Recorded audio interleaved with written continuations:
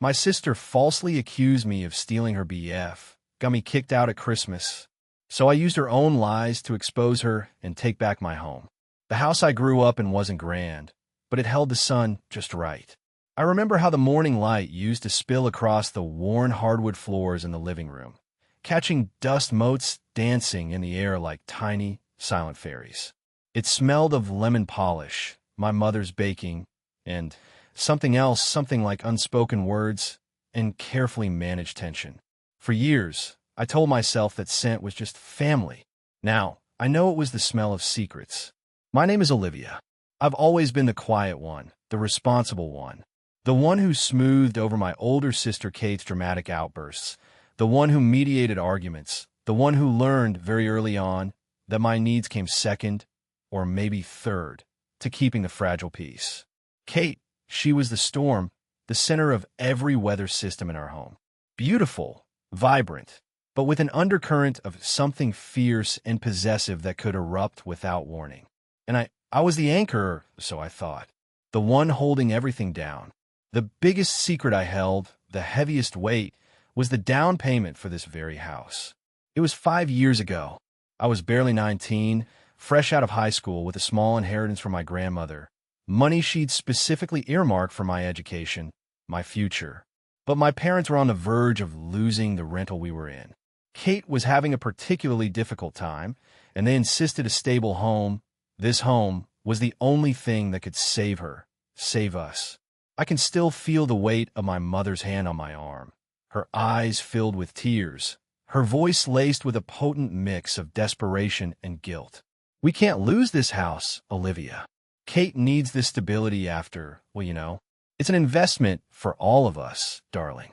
We'll make it right. You know we will. My father stood behind her, his face a mask of weary agreement. So I did it. I handed over almost every penny, the key to my own dreams, because I believed them. I believed in family. And I held onto the thank you card they gave me, tucked away in an old shoebox. Inside, amidst the printed flowers, my mother had scrawled, "This house is as much yours as ours. Your future is secure here." Those words, once a comfort, now felt like a brand. Life settled into its rhythm. Kate continued to be Kate. She'd flare up, and my parents would rush to soothe her, their eyes pleading with me. "Don't upset your sister, Olivia." My achievements, scholarships, good grades, quiet contributions were acknowledged with a brief nod before the focus inevitably shifted back to Kate's latest drama. I learned to make myself small, to expect little. It was easier that way. Then came Adam. He was in some of my classes at university, a genuinely nice guy with an easy smile and a shared love for obscure documentaries. We were friends, simple as that. I knew he was dating Kate, and I respected that. But Kate, she saw shadows where there was only light. She started almost immediately. A casual comment here. "Funny how much time you and Adam seem to spend in the same building." A pointed look there. She'd warn me, under the guise of sisterly advice. "You know how guys are, Liv. Don't give him the wrong idea. He's mine." Her hand would often drift to her neck when she said things like that, a subtle, almost unconscious gesture I'd begun to associate with her less than truthful moments. It was her tell. I'd seen it countless times. I did what I always did.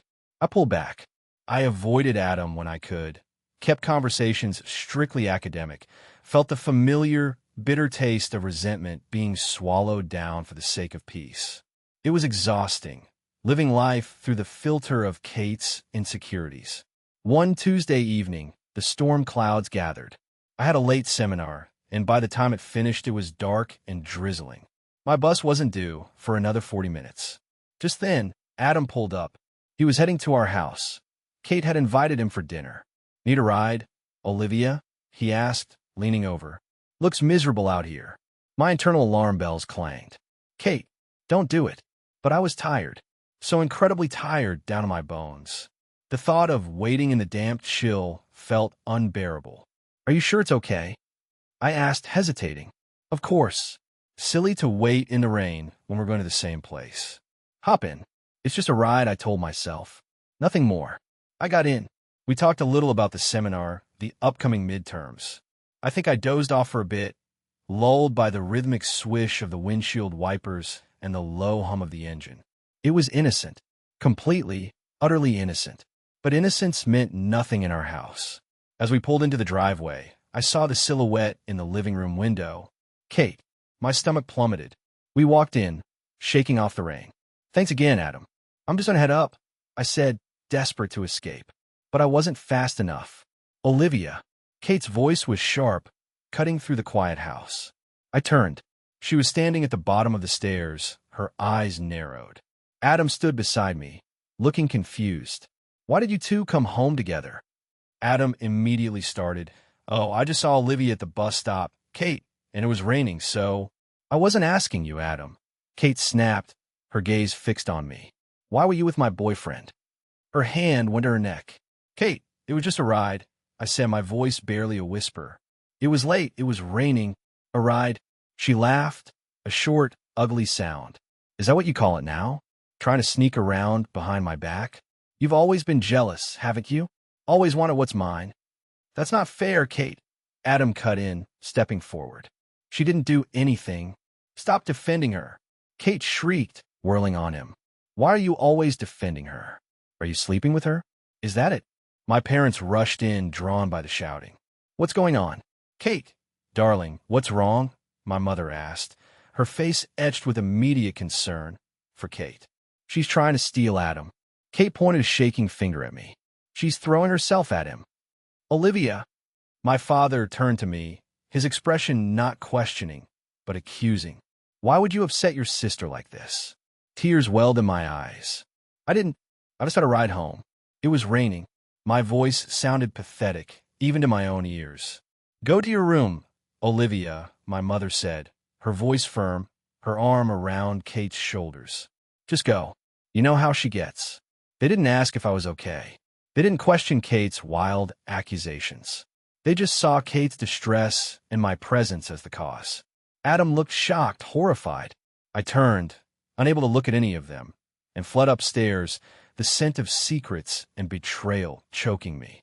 The first real cracks had appeared, and I knew, deep down, the house I helped build was about to crumble. The days following that confrontation were thick with a silence more suffocating than any shouting match. I became a ghost in my own home, tiptoeing around, eating meals in my room, making myself scarce. My mother, in a moment of perceived kindness, advised it. "Just give Kate some space, honey," she'd said, her eyes avoiding mine. "It's better for everyone if things stay calm." But calm was just another word for ignore the problem and blame Olivia. Adam, understandably disturbed, started pulling away from Kate. He'd still text me occasionally, a question about class, a shared article, but he never mentioned my sister. I knew Kate would see these interactions, or imagine them, twisting them into evidence for her paranoid narrative. And I was right. Her manipulation went into overdrive. Adam started showing me the texts. Dozens a day. Pleading, demanding, accusing. Then the threats began. "If you leave me, I can't live. It'll be your fault." She started harassing his friends, even calling his parents. She was unraveling, and she was determined to drag everyone down with her. Finally, Adam couldn't take it anymore. He called me, his voice strained. "I did it, Olivia. I ended it. I can't live like this. She needs help, but I can't be the one to give it to her. She scares me. And honestly," he added, his voice dropping, "I'm scared for you." The fallout was immediate. Kate's phone exploded with calls and texts to me. They weren't pleas. They were declarations of war. "You ruined my life. You bitch. I'll kill you. It's all your fault." Her voice, when she left voicemails, was a terrifying mix of tears and pure rage. Shaking, I took my phone downstairs. "Mom, Dad, you have to see this. You have to hear this. Kate is threatening me." I try to play them a voicemail, try to show them the venomous words on my screen. My mother put her hand up, stopping me. Tears filled her eyes. "Don't you understand, Olivia? We almost lost her once."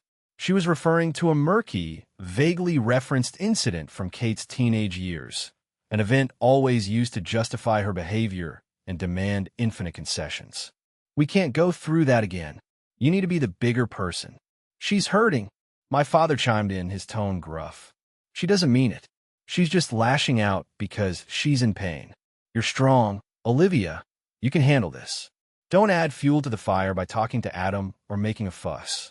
Gaslighting, guilt, minimization. It was their unholy trinity, the foundation upon which our family dysfunction was built. They didn't see my pain, my fear. They only saw Kate's, magnified and distorted. I realized with a chilling certainty that I was utterly alone. I couldn't stay there. I packed a small bag and called Sarah, my best friend. Her apartment became my sanctuary, a small pocket of sanity in a world gone mad. Sarah listened, validated my feelings, and held me while I cried. For the first time in days, I could breathe, but they wouldn't let me go that easily. The calls and texts shifted from Kate to my parents. Guilt trips, demand to come home, accusations of abandoning the family, and making a scene. One afternoon, they showed up at Sarah's apartment building, buzzing every unit until someone let them in. They cornered me in the hallway, my mother pleading, my father looking stern. What will people think, Olivia? Come home. We need to present a united front. It was always about the image, the facade. I managed to escape back into Sarah's, bolting the door, my heart pounding. Then came the pressure for Christmas. You can't ruin Christmas, Olivia, my mother had pleaded over the phone. Just for one day, we need to be a family. Even Aunt Carol, my mom's sister and usually a voice of reason, called. Maybe if we're all together, things might calm down. Against my better judgment, against Sarah's warnings, a tiny, foolish part of me hoped they were right. I agreed to go, just for dinner. Christmas Day felt like walking into a beautifully decorated war zone. Twinkling lights, the rich scent of roasting turkey and pine needles, carols playing softly, all overlaying a tension so thick you could taste it. Kate was eerily calm, almost saccharine sweet, which was more unnerving than her rage. My parents bustled about, their smiles brittle. Aunt Carol watched us all with worried eyes. We sat down to dinner. The conversation was stilted, painful. I kept my head down, pushing food around my plate. Then my phone buzzed. A simple, Merry Christmas. Hope you're doing okay. Text from Adam. I glanced at it, my heart sinking. Kate, across the table, saw my expression. Her eyes narrowed. Who was that? She asked, her voice deceptively sweet. Just a friend, I mumbled. Oh, she smiled, a cold, sharp thing. Was it Adam? Her hand went to her neck. Her tell. Still trying to sneak around. Even on Christmas? Kate, please don't, I whispered. But the switch had flipped. Her face contorted. Don't what? Don't tell the truth? You came here, pretending everything's fine, but you're still after him. You always wanted what I had. You're jealous. You're snake. Kate, my father warned, but without conviction. She stood up, knocking her chair back. Her voice rose to a shriek. I can't stand looking at you. You ruined everything. Get out. She pointed a trembling finger at me. Get out of the house I grew up in. All eyes turned to me. My mother looked pained, but silent. My father sighed, a deep, weary sound. Maybe it is best if you leave for a while, Olivia. Just until things cool down. Don't cause more trouble. And that was it. The final betrayal. In front of everyone, on Christmas Day, they chose her. They chose the lies, the drama, the toxicity. A strange, cold calm washed over me. I stood up slowly. I didn't cry. I didn't shout. I looked at each of them. Kate, smug in her victory. My mother, avoiding my gaze. My father, looking defeated but resolute. Aunt Carol, her face etched with horror and pity. Without a word, I walked to the front door. I pulled my house key from my pocket. It felt heavy, a symbol of all my misplaced loyalty. I placed it gently on the small table in the entryway. Then I opened the door and walked out into the cold Christmas night, leaving the twinkling lights and the scent of betrayal behind. I didn't look back. At Sarah's, the facade finally cracked. I didn't just cry. I shattered. It felt like a physical tearing inside me, a howling grief for the family I'd never truly had. I lay on her sofa, numb and hollow, convinced I had nothing left. Sarah just sat with me, a silent, steady presence. I almost texted my parents, almost begged for forgiveness for a crime I hadn't committed, just to stop the pain. Sarah saw the look in my eyes and gently took my phone away. "No, Liv," she said softly. "Not this time." That night, huddled under a blanket, listening to the city sounds outside Sarah's window, I hit the bottom. It was a cold, dark, terrifying place. But in that absolute darkness, something unexpected happened. A tiny spark. It wasn't hope. It was rage. Cold, clear, and utterly defining. And in that moment, I knew I wasn't just going to survive this. I was going to fight back. Waking up the morning after Christmas felt different. The crushing weight of despair was still there, but it had a new, harder edge. Kate's words echoed in my mind. "Get out of my house." And a thought, sharp as a shard of glass, cut through the fog. It isn't her house. It was never just her house. And I have the proof. Suddenly, I remembered the old shoebox under my bed back home, the one with my high school mementos. And inside, the thank you card. It wasn't just a card. It was a promise, however vague. It was acknowledgement. It was leverage. The shift inside me was profound. The fear and hurt hadn't vanished, but they were now fuel for a fire I hadn't known I possessed. The years of being the peacemaker, the quiet one, the victim, they felt like a lifetime ago. This wasn't just about being kicked out. It was about reclaiming my contribution, my voice, my self-worth. My first call was to Sarah. "I need to get back into the house, just for a few minutes. I need to get something." She didn't hesitate. We planned it carefully, waiting for a time we knew everyone would be out, a post-Christmas shopping trip they never missed. Sneaking into the house I'd paid for felt surreal and deeply violating. I ran to my room, heart pounding, grabbed the box, and was out within minutes. Back at Sarah's, I held the card in my hand. "This house is as much yours as ours." It felt like Excalibur. My next call was to Adam. He listened, his voice grim as I recounted the Christmas dinner. "Olivia, I am so sorry. Anything you need, I'm here." I still have all her texts, the voicemails. They're yours. Then I called Aunt Carol. Her voice was full of relief when she heard mine. "Olivia, thank God. I've been so worried. What they did, it was unforgivable." I told her about the card. She gasped. "I remember, Olivia. I was there when they talked about it, when they asked you. I heard the promises. It's time, child. It's time they were held accountable." Her unwavering support was a balm to my raw nerves. She wasn't just an ally. She was a witness. Armed with these pieces, I knew I couldn't do it alone.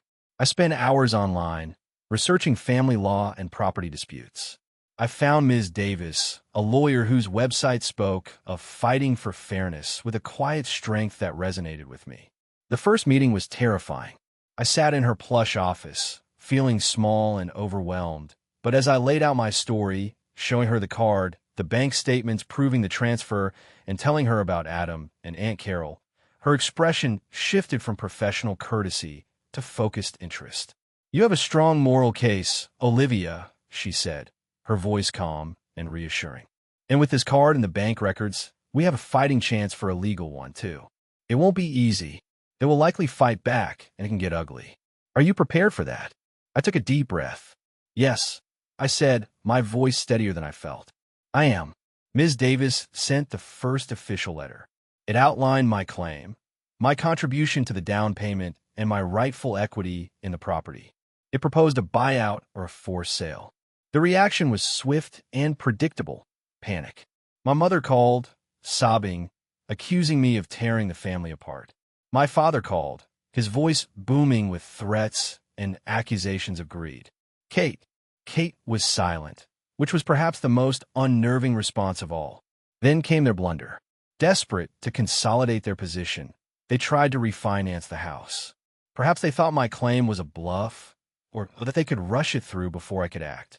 In their haste, they needed certain documents, and Kate, ever the helpful one, decided to expedite things. She sent an email to the bank, pretending to be me, agreeing to waive any claim. She even attempted to forge my signature on a minor consent form. She didn't know that Ms. Davis had already notified the bank of a potential legal dispute, or that Adam, still having access to an old shared cloud account, found traces of Kate's digital misdeeds. When Kate discussed it with my parents later, overheard by a coincidental call from Aunt Carol, she touched her neck and said, "Don't worry, It's all handled. You know, I wouldn't lie about this. Ms. Davis was almost gleeful. This changes things, Olivia. Attempted fraud is a serious matter. They've overplayed their hand. She arranged a formal mediation. Not a cozy family chat, but a sterile conference room with lawyers present. I walked in with Ms. Davis and Aunt Carol. My head held high, though my insides were churning. My parents and Kate sat opposite, their lawyer looking increasingly uncomfortable. Ms. Davis was brilliant. Calmly, methodically, she presented our case. The bank statements. The thank you card passed around the table, its handwritten words hanging in the air. Aunt Carol's firm, clear testimony about the promises made. Adam's evidence, presented as signed affidavits. Kate's threatening texts, her manipulative voicemails. The room grew colder with each exhibit. My parents looked pale, shrunken.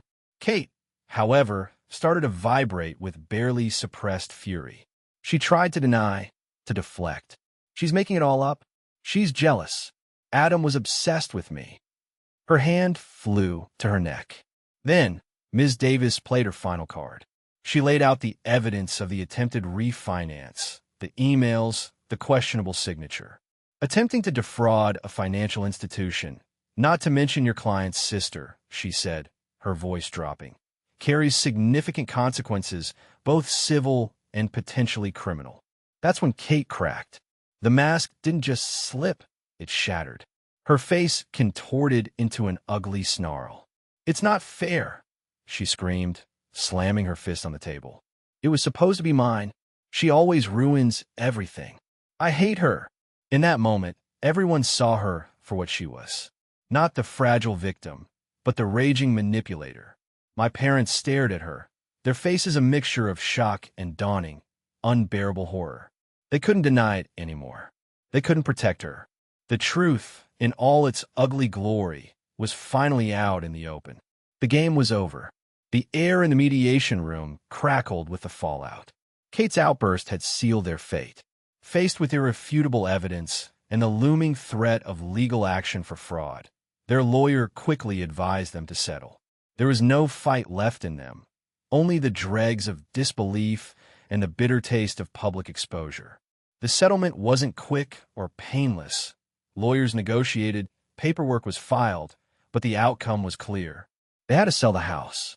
It was the only way they could afford to pay me my rightful equity, which Ms. Davis ensured included a significant portion reflecting its increased value over the years, plus a settlement to avoid any further action regarding the fraud attempt. The day the check cleared in my bank account was one of the strangest of my life.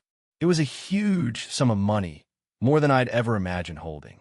It represented justice, validation, a future, but also felt like blood money, the final payment for a family I'd lost. I didn't celebrate. I sat in my small, temporary dorm room. The university had granted me emergency housing and simply felt the weight of it all. It was an ending and a beginning. With Ms. Davis's help and Adam's willing cooperation, I also obtained a restraining order against Kate.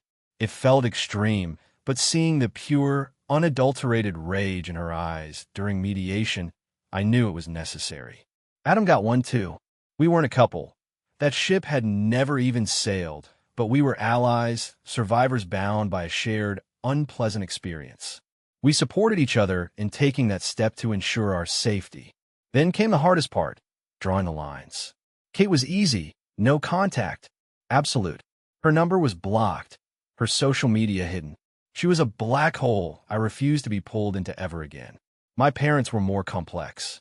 They tried, of course. Tentative calls, tearful voicemails. We miss you, Olivia. Can't we just talk? We made mistakes, we know, but can't we move past this? It was tempting. The old, deeply ingrained urge to smooth things over, to seek their approval, flared up. But Ms. Davis had recommended a therapist, and those sessions were teaching me a new language, the language of boundaries. I learned to say no, not angrily, but firmly. I set up a strict, low-contact rule. Communication only through email, primarily for logistical necessities, and only when I initiated or felt ready to respond. Once my mother left a long, rambling voicemail full of guilt and excuses. I listened, felt a pang of sadness, and then, with a steady hand, I deleted it. That doesn't work for me anymore, I whispered to the empty room. And it didn't. I used the settlement money with care. I found a small, bright apartment near campus, a place that felt truly mine. It smelled of fresh paint and possibility, not secrets. I invested in my education, throwing myself into my studies with a focus I hadn't realized I possessed. I got a part-time job at the university library, enjoying the quiet order and the small measure of financial independence it provided. Life began to fill with new colors. My friendship with Sarah deepened. She was my rock, my chosen sister. Adam and I maintained a warm, supportive friendship, checking in, sharing triumphs and frustrations.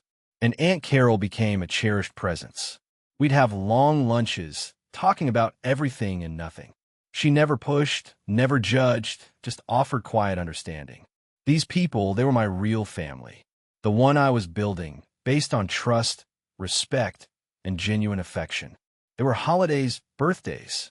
The first Thanksgiving without my parents was strange, but I spent it with Sarah and her boisterous family, feeling a warmth and acceptance I'd craved for years. Christmas was spent quietly with Aunt Carol, drinking tea by her fireplace, the ghosts of last year's disaster finally feeling distant. I know I'm not cured. The scars are there. Sometimes a song or a scent will trigger a wave of grief for the family I thought I had, the love I thought was unconditional. Healing isn't a straight line, but I'm no longer that quiet girl, swallowing her pain for a semblance of peace. I found my voice in the ashes of my old life. I learned that my worth isn't defined by how much I can endure, but by my courage to demand respect. Sometimes, the hardest goodbyes lead to the most important hellos, saying hello to yourself. It took losing the family I thought I needed to finally find my own strength, my own peace, my own home. It took burning down my old life to build a real one. What boundary did you have to set that finally set you free?